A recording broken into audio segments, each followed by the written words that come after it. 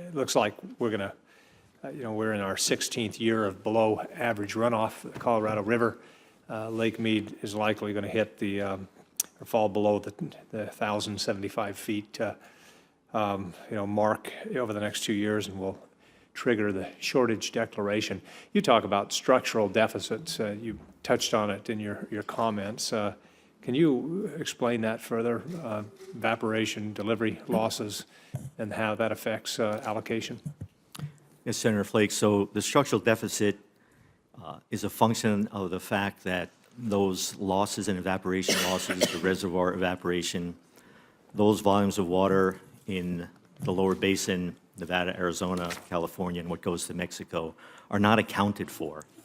So in the decree in Arizona versus California, each state's allocation, which was certified in that decree, was for the total consumptive use, 2.8 million for Arizona, 4.4 for California, 300,000 for Nevada, and under the Mexican treaty, 1.5 million acre feet. So more water has to really be in the system to get those volumes of water to those entities for actual use. And so that impacts the lower basin by driving Lake Mead towards shortage, even in normal years. The brunt of, again, those impacts fall on those who take shortage. Basically, California does not take shortage, Arizona, Nevada, and Mexico do.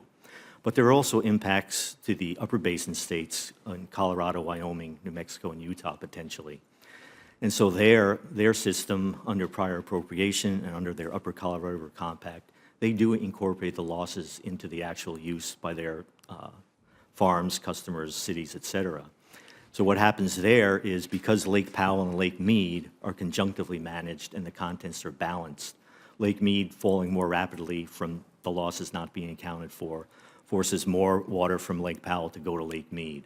The potential impacts there are on loss of power revenues that come out of Lake Powell, Glen Canyon Dam.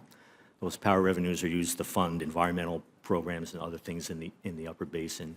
And also, if Lake Mead and Powell continue to drop, potentially those upper basin states are subject to curtailment under the 1922 compact if they can't deliver 75 million acre feet over a 10-year period to the lower basin. So the impacts fall on both the upper and lower basin because of this structural deficit.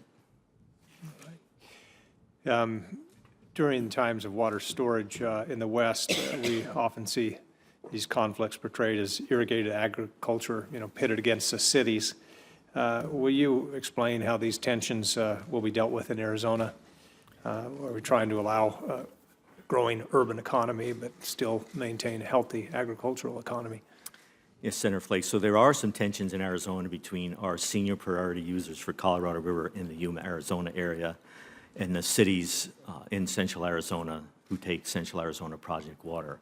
We've been working with the Central Arizona Project and the Yuma area agricultural interest in trying to help come up with a way to do things like intentionally created surplus that Deputy Secretary Connor referred to try to prop up the levels of Lake Mead. I think those things have been going fairly well. We don't have a deal on the table yet. In Central Arizona, our agricultural users who take Central Arizona Project water will suffer the brunt of the shortage if there's a Tier 1 shortage in 2016 or 2017. They'll lose about half of their renewable Colorado River supplies. They have options to pump groundwater under state law. But under our underground storage and recovery program, they also have options to partner with Arizona tribes and Arizona municipal users who have higher priority Central Arizona Project water.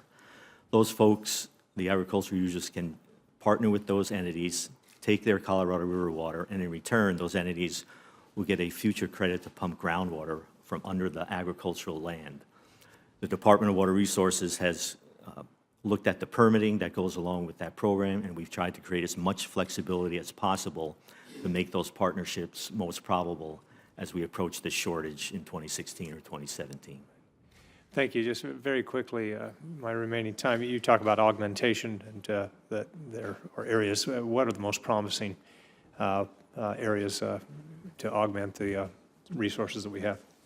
I think the lower basin states, including Arizona, are help funding weather modification, cloud seeding in the upper basin to try to increase the flows there.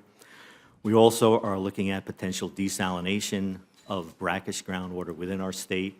course, are participating through the auspices of the Minute 319 process, Minute 319 treaty implementation with Mexico, to look at potential binational desalination with Mexico, and also potentially partnering with California for desalination with California and Arizona. Okay. Those are probably the main sources. Thank you. Thank you, Madam Chair.